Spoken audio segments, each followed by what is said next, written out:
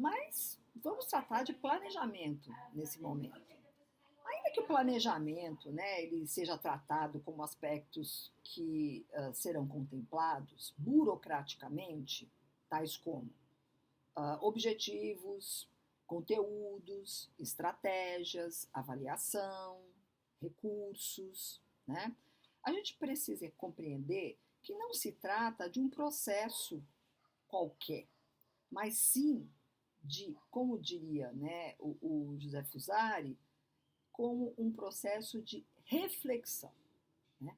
E aí refletir, a gente tem que lembrar que assume o sentido de retomar ideias, né? Voltar atrás, pensar sobre o que houve em relação ao momento atual, né? Ou seja, o que eu entendo que eu trabalhei ou deveria ter trabalhado, que contexto é atual, que mudou, qual é o meu entorno, como é que eu estou, né, como docente nesse momento, como é que eu enxergo a minha área, né?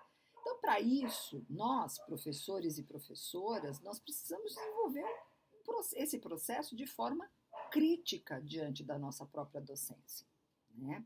Então, não é um processo de análise ou de avaliação dos estudantes, né? Ou seja, mas sim da nossa docência, do próprio docente, né? E tudo que o envolve. Claro que o estudante faz parte desse processo, né? Então, o planejamento educacional, escolar, institucional é um processo de reflexão, tá? Acima de tudo, sobre e com os outros, né?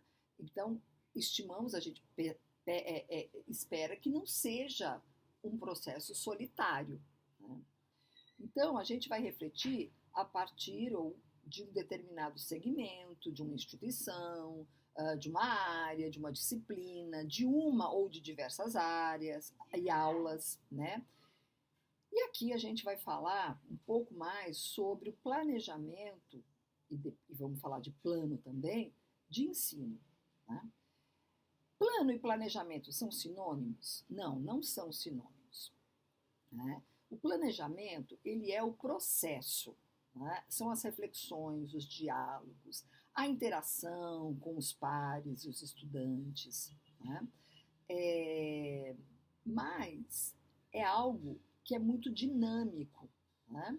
Então, ele precisa abarcar uma temporalidade, né? Pode ser semestral, bimestral, mensal, diário, enfim, né? Mas como é dinâmico, de acordo com o tipo de planejamento que eu estou desenvolvendo, eu vou estimar também uma temporalidade. E essa temporalidade envolve as pessoas, envolve as abordagens, envolve as concepções, envolve os recursos, né? O que se pensa naquele momento.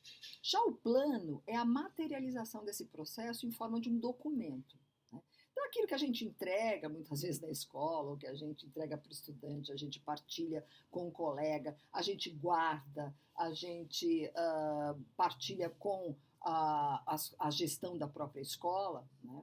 Ele é um orientador, é um documento orientador para todos nós, todos os envolvidos, né? Então é importante lembrar que tanto o plano quanto o planejamento não são neutros, né? Porque são processos e principalmente atos político-pedagógicos. Então, eles espelham essas ideias, os fundamentos, abordagens e concepções de quem está envolvido, mas também um momento histórico, né? Então, nesse texto que eu indiquei aí para vocês, né, do Fusari, ele vai dizer, vou encerrar esse episódio dessa forma, né, ele vai dizer assim, que um profissional da educação bem preparado, ele pode superar os eventuais limites do seu plano de ensino.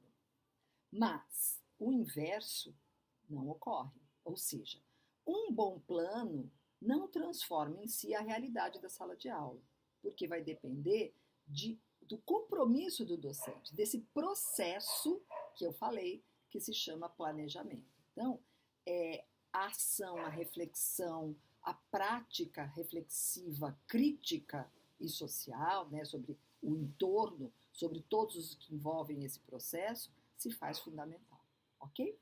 Bom, Agora nós vamos passar para outro episódio. Até já!